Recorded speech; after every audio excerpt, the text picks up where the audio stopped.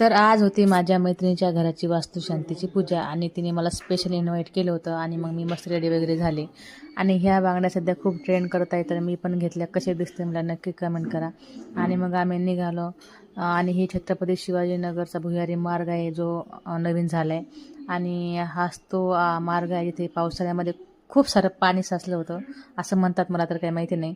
आणि त्यांनी मस्त रांगोळी वगैरे काढली, त्यांची पूजा वगैरे ऑलरेडी सर्व झाली होती. आणि सर्व पाहुणे वगैरे बघून बाळ म्हणतो मला नाही राहायचं, चल घरी. मग मी काय त्यालाच घेऊन बसले किती वेळ.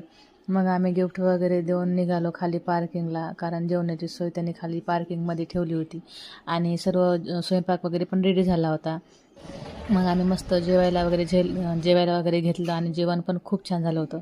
पोटभर मस्त जेवण वगैरे केलं आणि मग निघालो आम्ही घरी येण्यासाठी. आणि सध्या एवढं वातावरण बाहेर गरम आहे.